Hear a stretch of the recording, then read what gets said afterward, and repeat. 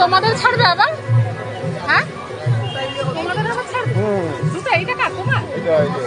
ওই দেখ দুটো ছাড়বে।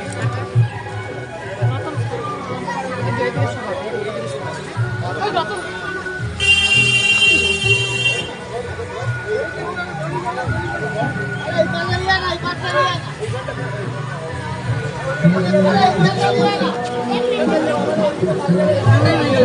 একটু উপর থেকে উঠা আমি কথাটা বলি।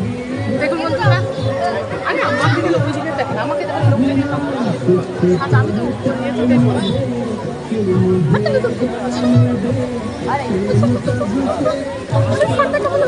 আরে পায়ে জড়িয়ে দিয়ে ফেলালে তো হয়, পায়ে দেখতে।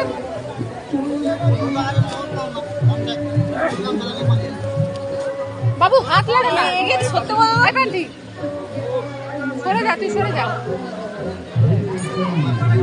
হ্যাঁ পায়ে না জড়ালে হবে।